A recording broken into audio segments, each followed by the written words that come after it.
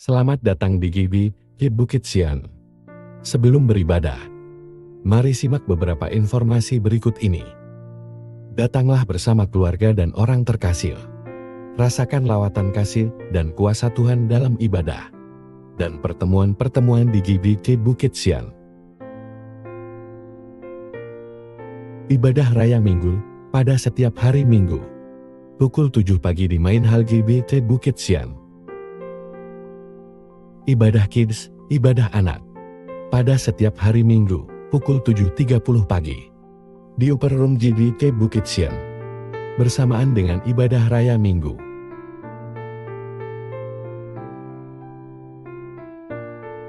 Ibadah Youth, ibadah pemuda. Pada minggu kedua dan keempat setiap bulan. Pukul 10 pagi di Main Hall GBI Bukit Sian.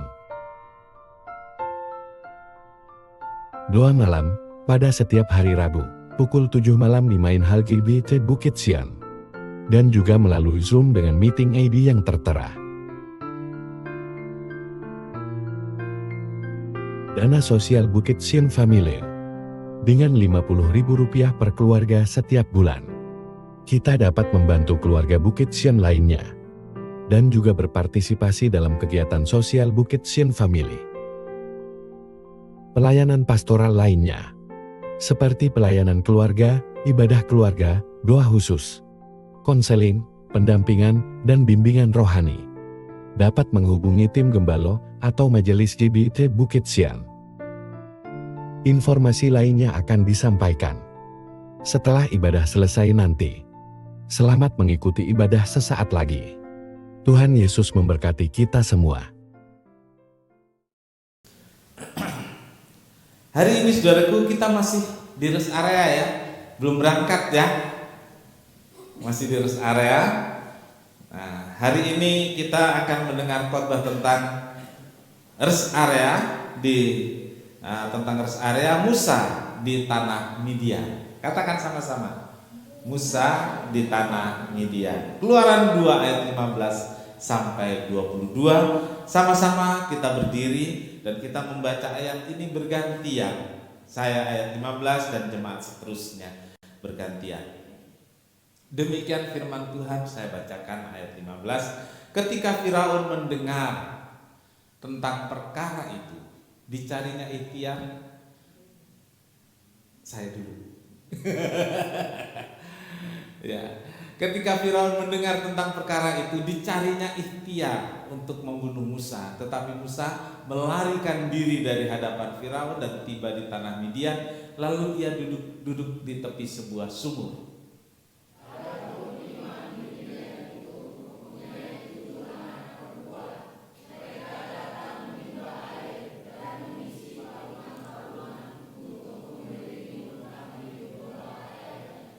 Maka datanglah gembala-gembala yang mengusir mereka.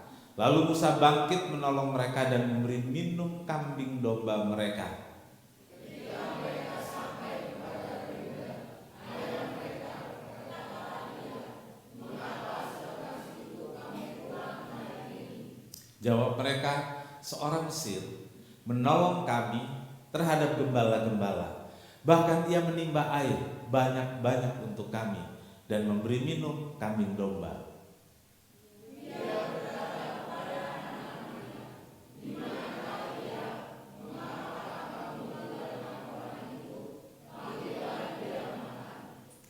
Musa bersedia tinggal di rumah itu, lalu diberikan Rehuela, Zipora, anaknya kepada Musa. Sama-sama, perempuan itu melahirkan seorang anak laki-laki. Maka Musa menamainya Gersom, sebab katanya, "Aku telah menjadi seorang pendatang di negeri asing." Amin. Silakan duduk. Berbahagialah setiap orang yang telah membaca, mendengar dan melakukan firman Tuhan. Tuhan Yesus memberkati. Bapak Ibu Saudara, tentang Musa. Iya, kita sangat familiar nama itu ya.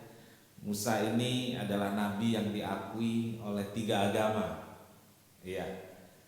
Kalau Yesus diakui oleh 1 agama, tapi Musa diakui oleh 3 agama, yaitu agama Kristen, agama Yahudi, dan agama Islam. Ya, pasti ada sesuatu yang luar biasa di dalam hidupnya sehingga yang disebut agama Abrahamik itu mengakui bahwa Musa itu satu tokoh yang besar. Ia memimpin orang Israel keluar dari tanah perbudakan Mesir. Ya, dia jadi tokoh yang besar di Perjanjian Lama. Dia memimpin orang Israel keluar dari perbudakan di Mesir dengan berbagai tanda-tanda ajaib. Yang dengan tanda ajaib ini akhirnya Firaun mengizinkan orang Israel walaupun dengan terpaksa mengizinkan orang Ibrani keluar dari Mesir. Musa memimpin perjalanan bangsa Israel di padang gurun dalam waktu yang panjang, 40 tahun. Ia juga menerima 2 loh batu yang berisi perintah Allah. Selain itu Musa juga menerima perintah untuk membangun kemah suci yang kita kenal di sini dengan sebutan tabernakel. Ya. Jadi saudaraku, kenapa Musa disebut sebagai tokoh besar? Karena setidaknya 3 hal yang sudah disampaikan tadi. Dia pimpin orang Israel 40 tahun di padang gurun. Dia yang menerima 2 loh batu sebagai perintah Allah. Dia juga yang menerima perintah Allah untuk mendirikan kemah suci atau tabernakel yang kemudian menjadi tempat ibadah bagi orang-orang Israel. Ya, hanya Musa yang menerima 3 hal yang sebesar itu. Tapi saudaraku, perjalanan Musa menjadi tokoh besar, menjadi pemimpin yang berpengaruh atau pemimpin yang berkarismatik bukanlah hal yang mudah. Musa harus melewati berbagai masa yang sulit, bahkan sejak dia lahir. Jadi waktu Musa lahir itu ada perintah, ya maksudnya di zaman Musa lahir itu ada perintah anak laki-laki Israel yang lahir berusia di bawah 2 tahun atau sampai dengan 2 tahun itu dibunuh. Dan Musa lahir di kurun waktu itu. Jadi waktu dia dilahirkan, mamanya yang sangat sayang tentunya sama anak ini, bagaimana caranya? Ya, kita dari sekolah minggu mendengar cerita ini, saudaraku. Dimasukkan dalam keranjang, ditaruh di tepi sungai Nil, ditungguin sama dia.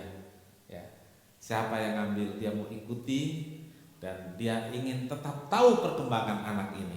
Nah, saudara-saudaraku,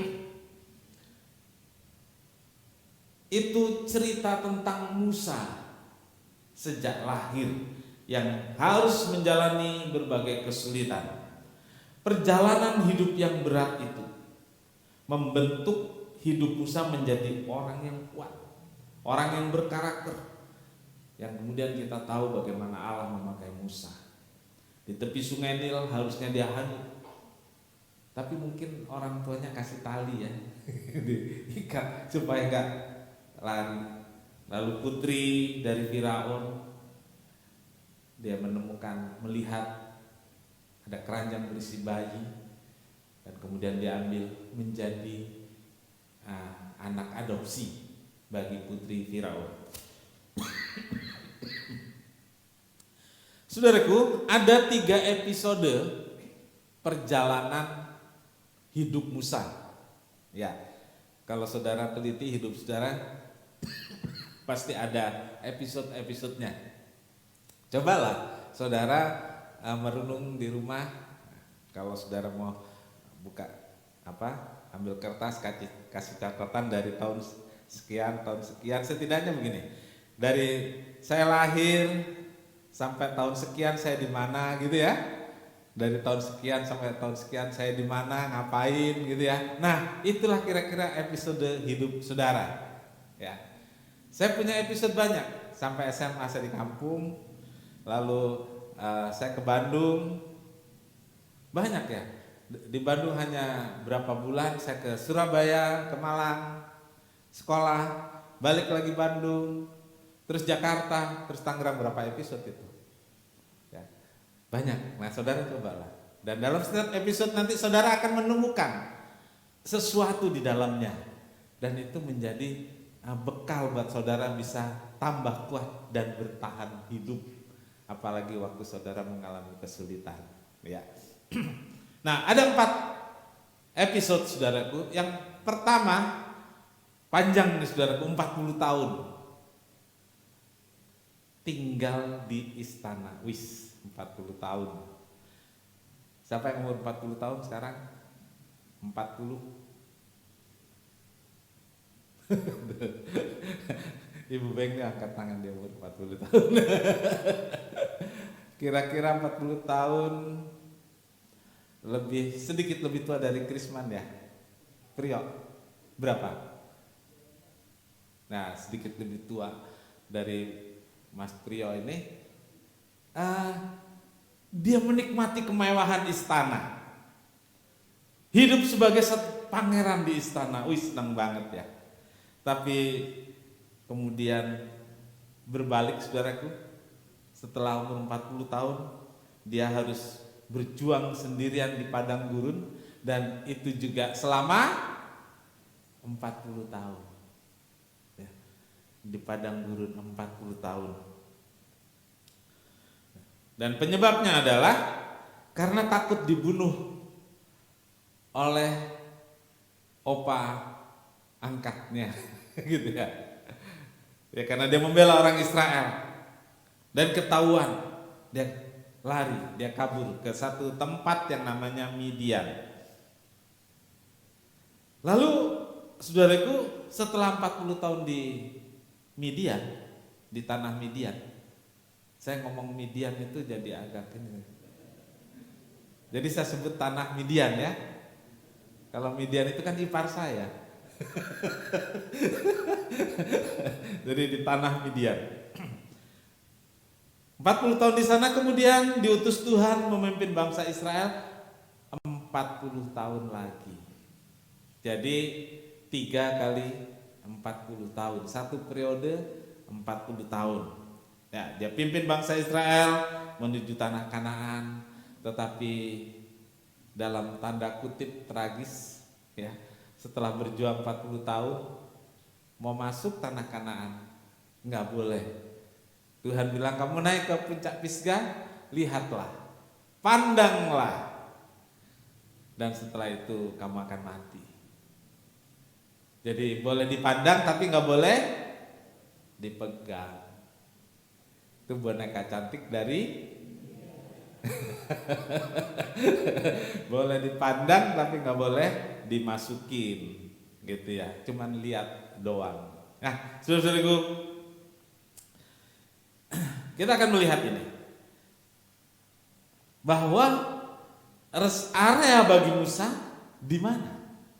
Gitu. Di mana rest area bagi Musa? Ya? Rest area bagi Musa di tanah Midian. Rest areanya panjang, 40 tahun. Bukan setengah jam seperti kita berhenti di rest area jalan tol. Bukan 1 malam seperti siapa saudara? Yang melihat tangga sampai ke langit. Itu hanya 1 malam rest areanya. Ya, 1 malam saja. Terus ada yang berhenti di rest area 3 hari 3 malam. Siapa? Yunus. Kali ini saudaraku panjang banget, 40 tahun. Ya. Baik. Yang pertama kita akan lihat, Musa gagal dengan kekuatan sendiri. Jadi di rest area itu Musa mengalami perjumpaan dengan Allah, dan di rest area itu ia menerima tugas yang berat untuk memimpin bangsa Israel. Tapi sebelum itu semua dia pernah gagal. Gagal dengan kekuatan karena mengandalkan kekuatan diri sendiri. Saudara, Musa diangkat anak oleh putri Firaun ketika ditemukan saat berada di tepi sungai Nil. Saudaraku, kalau diangkat anak oleh konglomerat itu enak ya, menikmati semuanya, nyaman banget lah, gitu ya. Musa, dia nggak pernah berpikir akan bisa hidup di istana. Orang tuanya juga tidak pernah berpikir seperti itu. Dia hanya taruh untuk menyelamatkan anaknya. Tapi Tuhan punya rencana khusus untuk Musa, sehingga Musa ditemukan oleh seorang putri dari raja. Musa hidup nyaman sebagai pangeran di istana. Walaupun demikian, Musa tetap mengetahui asal usul dirinya yang berdarah Ibrani atau berdarah Israel. Karena dari kecil memang Musa tetap diasuh dan disusui oleh ibu kandungnya sendiri yang dipercaya untuk mengasuhnya oleh putri Firaun. Jadi waktu ditemukan oleh putri Firaun, nah ini bayi masih merah, ya, ini bayi masih merah, pasti ada ibunya di dekat sini. Coba carikan. Lalu dicari, ketemu orang yang mengaku ibunya, yaitu ibu kandungnya sendiri. Dan putri Firaun titip, tolong asuh buat saya. Artinya saudara-saudaraku, Musa benar-benar diasuh oleh ibu kandungnya. Walaupun dia menjadi anak adopsi dari putri Firaun. Jadi Musa tetap tahu asal usulnya. Karena dia tumbuh di lingkungan keluarganya sendiri. Jadi dia tahu asal usul dirinya, bahwa dia orang Ibrani, saudara sebangsa sesukunya itu diperbudak. Musa tahu semua itu. Nah, saudaraku, setelah Musa dewasa, Musa merasa terpanggil untuk melihat saudara sebangsa, saudara sebangsanya, yaitu bangsa Ibrani atau bangsa Israel. Keluaran 2 ayat 11-12, demikian firman Tuhan. Pada waktu itu ketika Musa telah dewasa. Dewasanya dulu beda ya. Umur berapa ini kira-kira saudara? Ini di umur 40. Ya, ini di umur 40 karena kemudian dia lari ke tanah Midian. Jadi ketika Musa telah dewasa, ia keluar mendapatkan saudara-saudaranya untuk melihat kerja paksa mereka. Lalu dilihatnyalah seorang Mesir memukul seorang Ibrani, seorang dari saudara-saudaranya itu. Ia menoleh ke sana ke sini, dan ketika dilihatnya tidak ada orang, dibunuhnya orang Mesir itu dan disembunyikannya mayatnya dalam pasir. Saudaraku, darah. Ya, darah. Sebagai orang Ibrani nggak rela melihat disebut saudaranya, yaitu orang Ibrani, orang sebangsanya, dianiaya. Karena disebut kerja paksa itu dipaksa kerja dengan kekerasan. Malas sedikit atau capek dipukul. Nah, Musa nggak rela saudara sebangsanya diperlakukan seperti itu. Lalu dia bunuh. Ya, dia bunuh, dia sembunyikan di dalam pasir. Keesokan harinya, saudaraku, Musa melihat dua orang Ibrani. Jadi tadi orang Ibrani sama orang Mesir bertengkar. Besoknya dia lihat orang Ibrani sama orang Ibrani bertengkar. Lalu dia bilang, udah. Kita ini senasib. Kira-kira begitu ya. Kita ini senasib, udah jangan bertengkar. Yang satunya bisa nerima, tapi yang satunya bilang, siapa yang jadiin kamu hakim atas kami? Saya lihat loh, kamu kemarin bunuh orang Mesir, saya laporin kamu. Nah, gitu saudara. Nah, saudaraku, di sini Musa takut karena peristiwa dia membunuh orang Mesir sudah sampai ke telinga Firaun. Dia lari, dia pergi dengan cara melarikan diri ke tanah Midian. Tetapi kita lihat di sini saudaraku, Musa punya keinginan yang sangat baik dan mulia, yaitu menolong orang-orang sebangsanya yang menderita dalam perbudakan Mesir. Dan dengan statusnya sebagai pangeran Mesir, Musa mencoba membantu menolong sesama orang Ibrani dengan kekuatan dan dengan pengaruh yang ia miliki. Jadi dia pikir, saya pangeran. Ya. Orang Ibrani ngerti saya pangeran. Jadi waktu ada orang dua bertengkar, dia pikir dia punya pengaruh untuk melerai dan meredakan pertengkaran. Tapi ternyata gagal, saudaraku.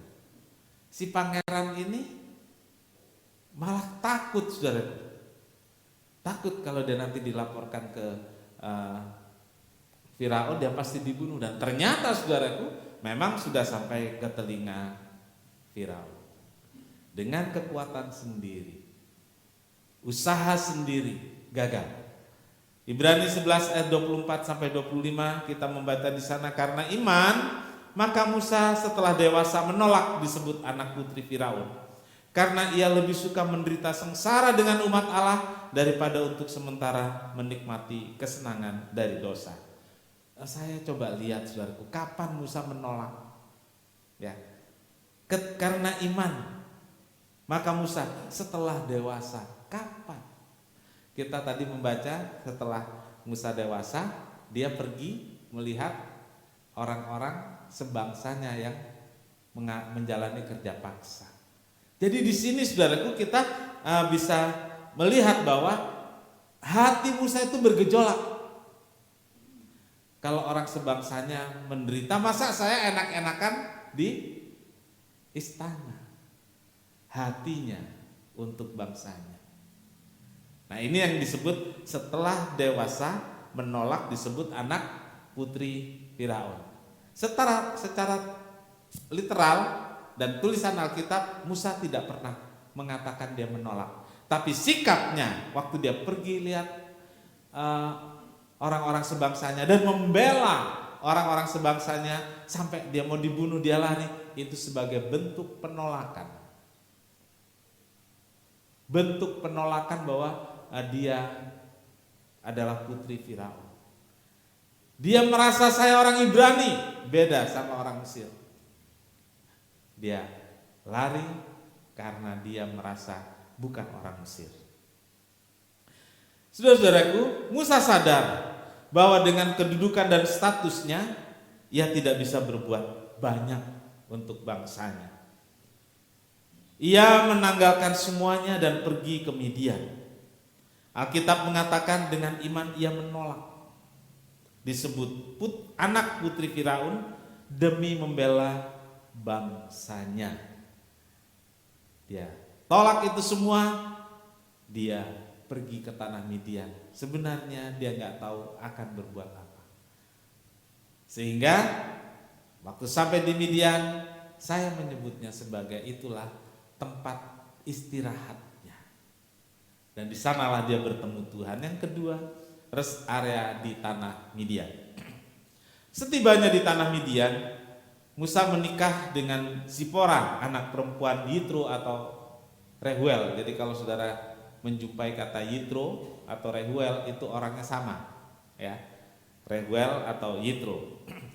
Nah, peristiwa sampai dia menikah kita lihat tadi bahwa dia ada di sumur. Jadi di Timur Tengah itu sumur sangat jarang. Dan ada sumur yang terkenal, sumur Yakub ya di Israel. Dan ini ada sumur lain lagi. Dan gembala-gembala itu mencari air, menimba air dari sumur tertentu. Dan para pria tentu lebih kuat dari para wanita. Rehuel punya anak 7 perempuan dan sering diganggu oleh para pria-pria gembala kalau dia sedang mengambil air, saudaraku. Dan itu umum terjadi. Wanita biasanya mengalah. Nanti kalau mereka sudah selesai baru mereka ambil. Nah, ketika Musa melihat perlakuan para gembala yang mengganggu para perempuan-perempuan yang mau ambil air, dia nggak bisa terima. Ini nggak adil ini. Lalu para gembala itu diusir dan kalah. Saudaraku, Kita pikir, mungkin saudara berpikir, hebat amat Musa. Nanti kita lihat. Nggak usah nanti sekarang aja. Jadi Musa itu dilatih dalam sampai usia 40 tahun, dia dilatih secara militer. Karena dia pangeran. Dia dilatih secara militer. Jadi dia kuat. Dia bisa kalahkan orang Mesir dengan mudah, dia bunuh, dan dia bisa kalahkan gembala-gembala juga. Nah, saudaraku, setelah menikah dengan Zipora, tadi kita membaca Rehuel memberikan anak perempuannya. Satu ya, bukan 7-7-nya ya. Satu disebut namanya siapa saudaraku? Zipora. Ya. Jadi bukan 7-7-nya, satu aja. Diberikan kepada Musa untuk menjadi istrinya. Nah, kemudian Musa menjadi gembala. Ya. Musa menjadi gembala. Coba bayangkan saudaraku, dari istana yang megah dan mewah, Musa lari ke Midian menjadi gembala domba. Yang bagi orang Mesir, gembala domba itu satu pekerjaan yang hina, pekerjaan rendahan. Dan orang Mesir tidak menghargai pekerjaan gembala. Tapi Musa melakukan itu. Ya, ini menunjukkan kerendahan hatinya, menerima keadaan. Dia beradaptasi dengan semuanya itu. Ya. Tidak gampang orang bisa menerima seperti itu. Saudaraku, saya naik Grab, ngobrol sama drivernya. Ya. Udah lama Pak bawa Grab? Ya sejak COVID, pertengahan COVID katanya. Dulu usahanya apa? Saya punya rumah makan kuliner 24 jam. Terus saya coba tanya ini, karena dia nge-Grab itu selesai masak, ya, bapak-bapak nih sebenarnya selesai masak dia nge-Grab. Katanya sekarang ada warung kecil di rumahnya untuk makan orang-orang yang karyawan dekat-dekat rumahnya. Dulu karyawan saya 25 Pak. Karyawan 25 saudaraku. Berarti satu hari dia harus keluar berapa untuk gaji, satu bulan harus punya uang berapa untuk menggaji ya. Artinya punya karyawan 25 itu sudah pantas dalam arti yang sebenarnya disebut bos kan gitu ya. 25 gitu. Terus sekarang saudaraku dia jadi sopir Grab. Ya Pak, kalau nggak begini bagaimana bisa hidup? Katanya begitu. Kalau nggak begini, gimana saya bisa nguliahin anak saya, sekolahin anak saya? Ini orang, dia menerima keadaan, dia beradaptasi, ya. Dari yang serba perintah, kalau sudah punya pegawai 25, pasti kan dia nggak akan mengerjakan sendiri. Dia hanya tinggal memberi jadwal kerja, memberi perintah. Dia punya sopir, dia punya karyawan. Sekarang dia bawa sendiri. Saudaraku, saya bisa membayangkan bagaimana Musa juga dari istana yang serba tersedia, dari istana yang serba ada, dari istana yang mewah, sekarang dia harus ada di padang gurun, panas-panasan, menggembalakan domba. Kalau orang nggak bisa nerima dan rendah hati, nggak bisa seperti itu. Jadi saudaraku, Musa mulai hidup sebagai rakyat biasa. Dia mendapat keluarga baru di tanah Midian. Ya. Musa jadi rakyat biasa, suatu perubahan status dan perubahan kondisi yang tidak mudah untuk dijalani. Ia tidak lagi disibukkan oleh pesta, ritual, dan seremonial di istana. Musa hidup sebagai rakyat biasa. Saudaraku, inilah rest area bagi Musa, yaitu ketika ia berhenti dari kesibukan istana sebagai seorang pangeran, sebagai seorang pembesar di Mesir. Dia berhenti semuanya itu. Dia tinggalkan semua, dia tanggalkan atribut kebesarannya, dan dia jadi gembala domba. Ini rest area bagi Musa. Gembala domba, ini poin penting juga saudaraku. Sebagai pangeran di Mesir, Musa diajar banyak tentang kehidupan orang Mesir. Dia dilatih militer dan juga diajar tentang pertanian. Walaupun peternakan, gembala domba, hal yang tidak disukai orang Mesir, tapi Musa diajarkan juga. Dan Musa tentu belajar juga dari orang sebangsanya, Ibrani, untuk belajar tentang peternakan domba, karena orang Israel itu umumnya berternak domba dan bertani. Dan di Midian, di tanah Midian ini, saudaraku, Musa mengaplikasikan semuanya yang sudah ia pelajari ketika berada di Mesir. Itu sebabnya ia mahir bertani dan mahir menggembalakan domba. Ya, dia bisa lindungi domba-domba, dia lawan binatang-binatang buas dan gembala-gembala lain yang mengganggu karena dia kuat. Dia seorang yang sudah dilatih. Kemudian Yitro atau Rehuel, ditulis dia adalah seorang imam. Nah, ini saudaraku, dia bukan imam seperti di Israel, tapi dia imam dalam kepercayaan lokal. Ya. Jadi ada kepercayaan lokal di sana yang juga punya ibadahnya. Dan Yitro itu imam di sana. Yitro imam di sana. Nah, sebagai menantu, Musa juga ikut belajar agama dan mengikuti berbagai kegiatan si mertua, saudaraku. Dan hal ini mengajarkan kepada Musa cara berhubungan dengan Allah. Dan ini membentuk jiwa spiritualnya, membentuk satu rasa yang bagaimana bisa berhubungan dengan Tuhan yang tidak kelihatan itu. Musa belajar pada Yitro atau Rehuel yang adalah imam di tanah Midian itu. Nah, jadi saudaraku, Midian, tanah Midian adalah rest area bagi Musa. Dia tanggalkan semua atribut kebesarannya dan dia menjadi gembala domba di sana. Dia merendahkan diri, rela hati untuk jadi gembala. Dan ini tidak sedikit waktu, saudaraku. Berapa lama, saudaraku? Artinya sampai umur berapa? 80 tahun. 80 tahun. Udah opa-opa. Ya, udah tua, udah opung-opung. Yang ketiga, saudaraku, ada suara dari dalam api yang menyala. Kita baca Keluaran 3 ayat 1 sampai 5, ini kita baca sama-sama. Baik, sama-sama kita baca, mulai. Adapun Musa, ia biasa menggembalakan kambing domba Yitro, mertuanya, imam di Midian. Sekali ketika ia menggiring kambing domba itu ke seberang padang gurun, sampailah ia ke gunung Allah, yakni gunung Horeb.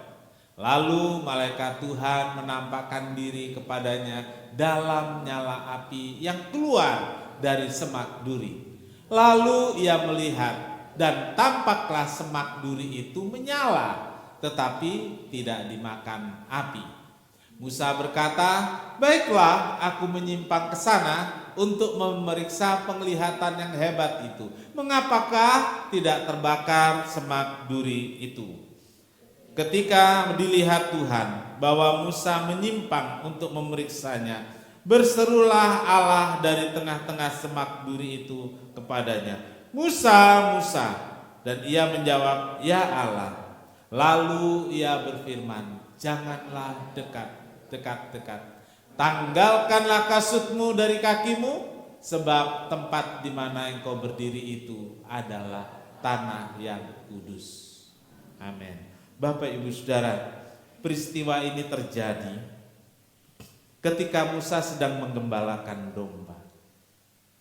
Dan disebut sampai ke gunung Horeb. Ya, sampai ke gunung Horeb. Jadi gunung Horeb ini gunung yang sangat bersejarah. Ya, kita membaca juga Elia, dia berjalan sampai ke gunung Horeb dan di sana dia bertemu dengan Tuhan. Sekarang di sini kita membaca Musa menggembalakan domba sampai ke gunung Horeb.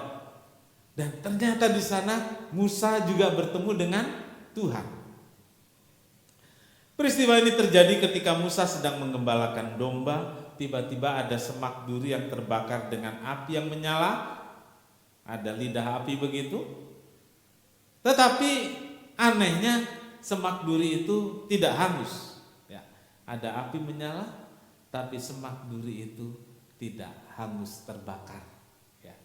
Beberapa waktu yang lalu, udah lama saudaraku, ada seorang yang sedang kita doakan untuk dilepaskan.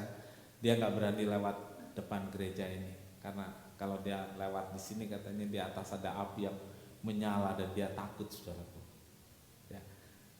Kita di sini nggak merasakan apa-apa karena tidak terbakar, tapi dia sampai nggak berani. Jadi kalau mau berangkat kerja dia mutar ke sana, saudaraku. Itu beberapa waktu dia mengalami seperti itu, ada api. Nah ini lambang dari kehadiran Tuhan. Salah satu cara bagaimana Tuhan menyatakan diri. Jadi ada banyak cara Tuhan menyatakan diri. Salah satunya melalui api yang menyala ini. Kemudian benda-benda di situ tidak terbakar. Ya. Ada semak duri tapi nggak terbakar. Ya. Ada rumah gereja, ada api tapi tidak terbakar. Ya. Fransiskus dari Assisi di Amerika, kalau rekan-rekan Katolik menyebutnya Santo, orang suci dari Assisi, saudaraku. Satu waktu dia berpuasa, dan waktu dia berpuasa setelah hari ke-40 dia puasa, tetangganya teriak, kebakaran, kebakaran. Lalu tetangganya berlarian membawa air karena ramai di depan rumahnya. Fransiskus keluar, ada apa? Rumahmu kebakaran, kamu nggak tahu? Ayo lari-lari keluar. Saudaraku. Dan Fransiskus bilang rumah saya tidak terbakar. Ya. Dan dia kemudian menginjili orang-orang yang di sana, di kota itu, dan kemudian orang di kota itu percaya pada Tuhan Yesus. Api yang melambangkan kehadiran Tuhan. Sama seperti pencurahan Roh Kudus, ada api ya yang melambangkan Tuhan hadir, lalu orang-orang pada waktu itu dipenuhi dengan Roh Kudus. Saudara-saudaraku, yang lebih mengejutkan lagi adalah dari semak duri yang terbakar itu ada suara. Suara tadi memanggil Musa, Musa. Dan Musa karena sudah biasa, ini saya sebutkan kata biasa ini ya. Musa biasa beribadah bersama mertuanya Yitro, walaupun beda agama, katakan gitu ya. Karena itu agama lokal, itu bukan agama Yahudi. Karena waktu itu memang belum ada agama Yahudi, tapi orang Israel menyembah Allah. Gitu. Karena Musa terbiasa dengan penyembahannya kepada Allah yang dia kenal, ya. Jiwa spiritualnya ini tumbuh.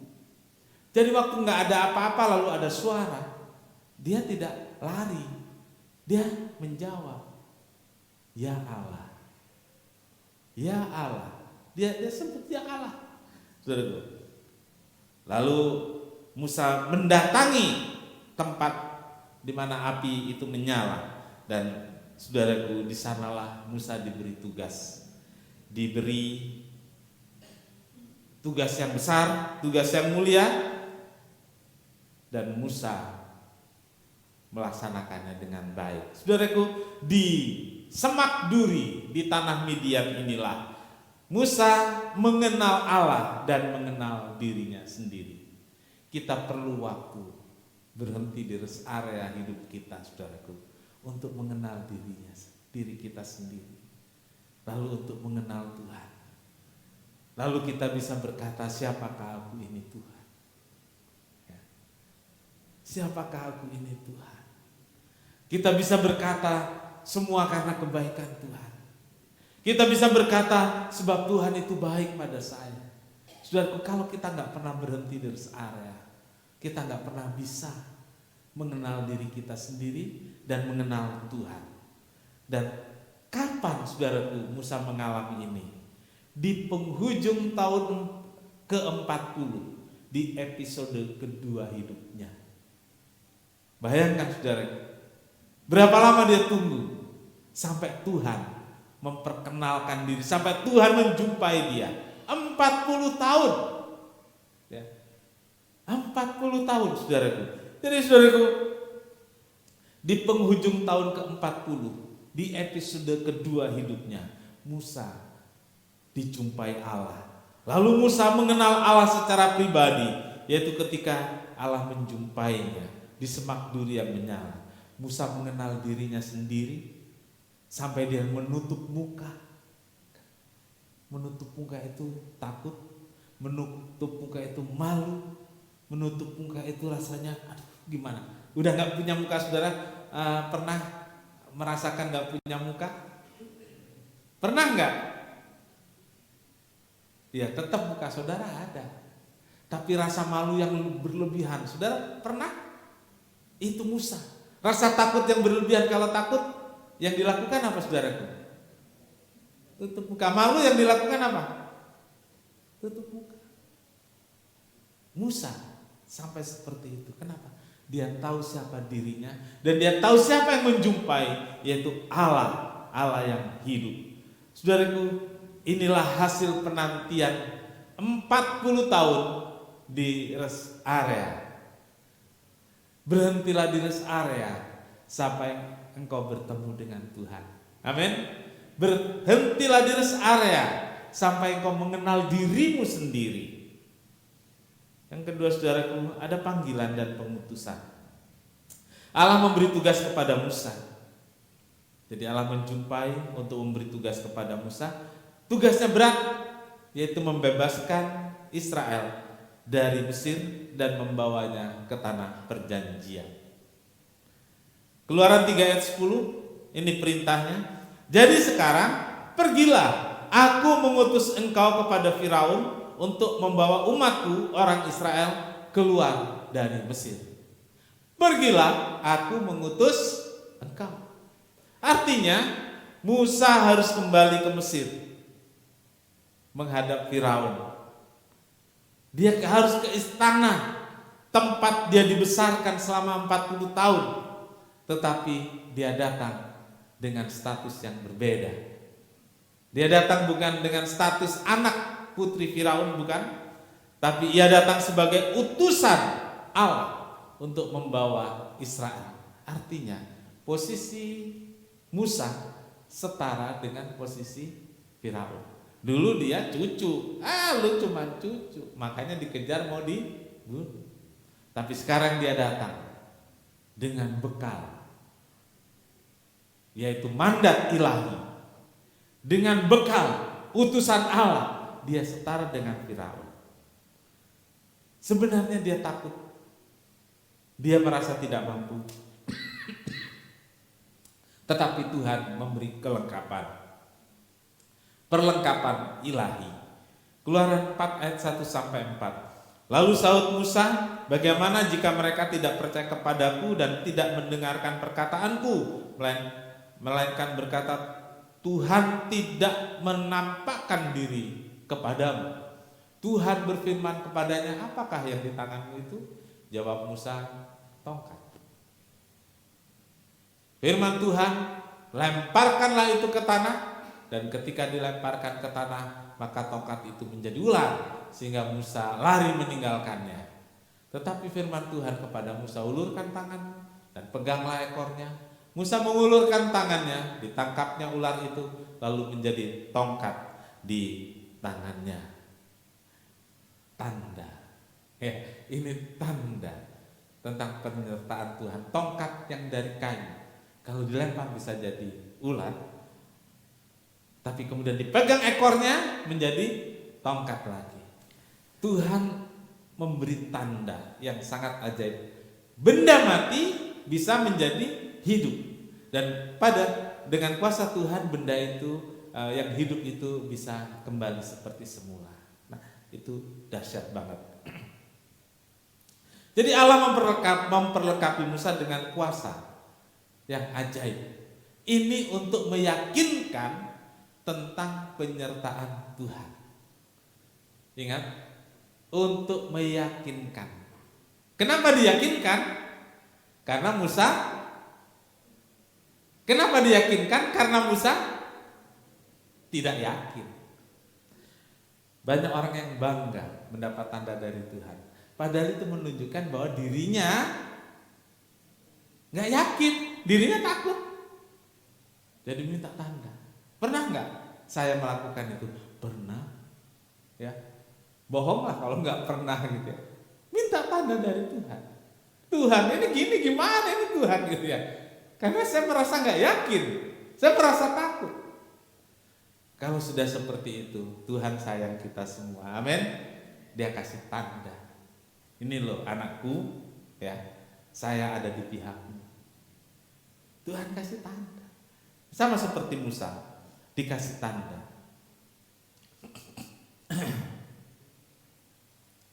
Dikasih perlengkapan untuk kemudian melaksanakan tugas-tugas yang mulia itu. Rest area tanah Midian memberi perlengkapan, kuasa dan mandat dari Tuhan supaya Musa membebaskan orang Israel. Bapak Ibu Saudara, rest area di tanah Midian dijalani Musa dengan sabar, dengan tabah. Enggak sebentar, 40 tahun siapa yang kuat? Siapa yang tahan? Tapi Musa jalani itu semua. Dia menunggu sampai Tuhan menjumpainya. Dia menunggu sampai Tuhan memberi mandat. Sampai Tuhan mempercayakan sesuatu tugas untuk dilaksanakan oleh dirinya. Bapak Ibu Saudara, tidak mudah bagi kita ketika kita berada di rest area. Tidak sedikit air mata karena menderita. Tidak sedikit tangisan, rasa sakit dan lain sebagainya kita alami. Apalagi ketika kita harus berada di kondisi-kondisi itu dalam waktu yang panjang. Saudaraku, kadang-kadang satu pukulan yang keras bisa kita tahan. Betul? Satu pukulan yang keras bisa kita kuat menahannya. Tapi kalau pukulan itu walaupun ringan tapi sering. Kalau dalam olahraga tinju itu namanya mabok pukulan. Pukul terus. Ya. Saudaraku, tadi saya lihat scroll ada seorang petinju, dia kuat. Di amatir dia juara dan di profesional 16 kali tidak pernah kalah. 16 kali tidak pernah kalah. Kemudian dia bertanding untuk yang ke-17 kali, saudara. Tidak ada pukulan yang keras. Tidak ada. Tapi dia sering kena pukul. Ronde ke-9 dia terhuyung-huyung. Bukan karena pukulannya keras, bukan. Ya. Karena pukulan yang tidak terlalu keras tapi bertubi-tubi. Sering. Dan dia terjatuh dan tidak pernah bangun lagi. Ya, hidup gak hidup, tapi dia gak bisa bicara dan badannya lumpuh. Bayangkan saudara, pukulan keras dalam hidup ini bisa saja kita tangguh, bangkit lagi. Tidak sedikit orang yang sudah dipukul KO, hitungan ke-10 dia bangun dan dia bisa menang, betul? Hidup seperti itu. Ada pukulan keras, jatuh, bangun lagi. Tapi ada yang lain, pukulannya gak terlalu keras, tapi banyak, bertubi-tubi, bisa jatuh. Saudara, kita perlu kekuatan dari Tuhan di rest area hidup kita, supaya kita bisa kuat, mampu menghadapi semuanya. Berusahalah untuk sabar, berusahalah untuk tabah, seperti Musa. Tuhan pasti peduli, amin. Tuhan tidak membiarkan kita sendiri, bahkan Allah akan menjumpai kita secara pribadi. Amin. Tuhan jumpai saudara.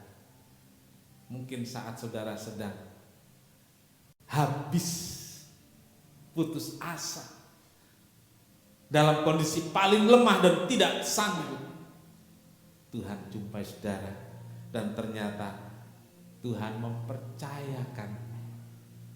Kemudian Tuhan mempercayakan hal-hal yang baru untuk saudara lakukan. Tuhan mempercayakan hal-hal yang besar untuk saya lakukan, untuk saudara lakukan. Bertahanlah di rest area hidupmu sampai kau ketemu dengan Tuhan. Jangan biarkan Tuhan lewat. Berserulah sampai Tuhan menjumpai engkau dan Tuhan percayakan hal yang dahsyat. Amin. Tuhan Yesus memberkati.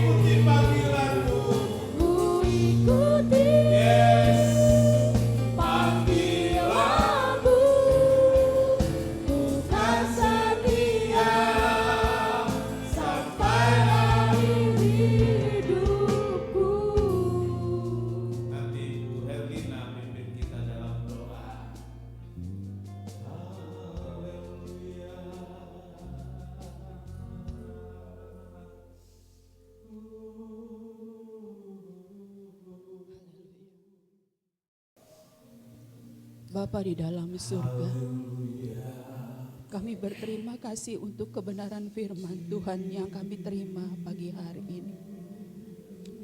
Kebenaran firman yang menguatkan hidup kami. Seluruh kehidupan kami Engkau yang paling mengetahui Tuhan. Dan ada masanya dalam hidup kami berhenti di rest area. Dan ketika kami mengalami perhentian itu Tuhan, kami boleh mengenali diri kami sendiri. Karena Engkau menyapa kami, Engkau hadir, menampakkan diri dan kuasa-Mu dalam hidup kami. Mengenal Tuhan secara pribadi. Dan disitulah kami memahami bagaimana Tuhan memberikan rancangan-rancangan yang indah dalam hidup kami. Sebagaimana Tuhan memakai Musa, Tuhan memakai Yunus, Tuhan juga akan memakai hidup kami. Itu sebabnya Tuhan pagi hari ini kami menyerahkan hidup kami ke dalam tangan-Mu. Jadilah apa yang menurut rancangan-Mu baik bagi hidup kami Tuhan. Amen. Kami menyerahkan hidup kami ke dalam pimpinan Tuhan. Kami mau setia kepada Tuhan, melayani Tuhan dengan sepenuh hati dan hidup kami. Karena sudah banyak hal yang Tuhan percayakan kepada kami untuk kami nikmati Tuhan. Dan kami mau belajar melayani Engkau, membalas kasih setia-Mu dengan menjawab setiap panggilan Tuhan dalam hidup kami. Kami tahu itu bukan satu hal yang mudah Tuhan. Kami memerlukan penyertaan Tuhan. Kami memerlukan kuasa-Mu dalam hidup kami. Sehingga kami boleh menjadi orang-orang yang melaksanakan rancangan Tuhan dalam hidup kami. melaksanakan rancangan Tuhan dengan penyertaan dan pimpinan Tuhan. Sehingga hidup kami Tuhan boleh menjadi berkat bagi banyak orang dan memuliakan Tuhan senantiasa. Teguhkanlah iman kami Tuhan, teguhkan dan kuatkanlah kami untuk terus berjalan melangkah di dalam kebenaran firman Tuhan. Meteraikanlah firman-Mu dalam hati kami Tuhan. Sementara hamba-Mu sudah selesai menyampaikan kebenaran firman Tuhan. Ya Roh Kudus, meteraikanlah firman-Mu dalam hati kami. Ya Roh Kudus, berikanlah kekuatan kepada kami untuk melakukan firman-Mu dalam hidup kami. Sehingga sungguh-sungguh Tuhan, hidup kami boleh menjadi Injil yang hidup di tengah-tengah dunia ini. Terima kasih Tuhan Yesus, terima kasih. Terima kasih Tuhan untuk lawatan-Mu pagi hari ini. Kami tahu itu bukan satu kebetulan Tuhan. Tapi Engkau menyapa kami pagi hari ini dengan kebenaran firman Tuhan. Karena Tuhan memilih kami untuk melakukan kehendak-Mu, melakukan panggilan-Mu dalam hidup kami. Kami terima semuanya dengan hati yang terbuka Tuhan. Terima kasih ya Bapa dalam surga, memberkati hamba-Mu yang sudah menyampaikan kebenaran firman Tuhan. Berkati setiap apa yang dikerjakannya, sehingga hamba-Mu boleh membawa kami Tuhan, mengembalakan kami menjadi jemaat yang terus bertumbuh di dalam Tuhan, sehat dan kuat di dalam Tuhan, dan menjadi saksi Tuhan dimanapun kami berada. Terima kasih Tuhan Yesus, terima kasih. Inilah hidup kami Tuhan. Kami serahkan sepenuhnya dalam tangan kasih-Mu. Ampuni setiap kelalaian kami. Ampuni setiap hal yang sudah kami kerjakan yang tidak berkenan kepada Tuhan. Dan pakailah hidup kami sesuai dengan kehendak dan rencana-Mu bagi kami. Terima kasih ya Bapa dalam surga. Di dalam nama Tuhan Yesus Kristus kami berdoa dan bersyukur kepada Tuhan yang hidup. Haleluya. Amin. Haleluya. Bapa di sorga, terima kasih Tuhan sudah menolong kami dalam ibadah ini, memberi sukacita dan berkat sehingga kami bisa mengakhiri semua dengan baik. Pimpin kami pulang ke rumah masing-masing, korban persembahan, persepuluhan yang anak-anak-Mu berikan kepada Tuhan, balas berlipat ganda dengan limpahnya, sehingga anak-anak-Mu merasakan bagaimana Tuhan memelihara, memberkati, dan menolong dalam segala sesuatu. Terima kasih Tuhan, terima kasih. Kami berdoa buat Pastor Gisel yang hari Selasa akan menjalani operasi lutut. Tuhan Yesus, nyatakan kuasa-Mu, nyatakan pertolongan-Mu, sehingga operasi berjalan dengan baik, lututnya sembuh dan bisa digunakan dengan baik, normal, bisa digunakan lebih lagi untuk melayani Tuhan. Apa yang diperlukan Tuhan cukupkan, obat-obatan yang digunakan, peralatan yang digunakan Tuhan berkati, sehingga semua itu menjadi tangan Tuhan, sarana untuk kesembuhan Pastor Gisel. Terima kasih Tuhan, terima kasih. Segala puji bagi Tuhan. Saudara yang kekasih, Tuhan memberkati engkau dan melindungi engkau. Tuhan menyinari engkau dengan wajah-Nya dan memberi engkau kasih karunia. Tuhan menghadapkan wajah-Nya kepadamu dan memberi engkau damai sejahtera. Saudara yang kekasih, terimalah berkat dan damai sejahtera dari Allah Bapa, kasih karunia dari Tuhan Yesus Kristus dan persekutuan Roh Kudus serta kita sekarang sampai Maranatha. Kami berdoa dalam satu nama, yaitu di dalam nama Tuhan Yesus Kristus Juru Selamat dan Penebus kami berdoa. Bapa kami yang di sorga, dikuduskanlah nama-Mu, datanglah kerajaan-Mu, jadilah kehendak-Mu di bumi seperti di sorga. Berikanlah kami pada hari ini makanan kami yang secukupnya, dan ampunilah kami akan kesalahan kami, seperti kami juga mengampuni orang yang bersalah kepada kami. Dan janganlah membawa kami ke dalam pencobaan, tetapi lepaskanlah kami daripada yang jahat. Karena Engkau-lah yang punya kerajaan dan kuasa dan kemuliaan sampai selama-lamanya. Amin. Bapa, terima kasih. Bapa, terima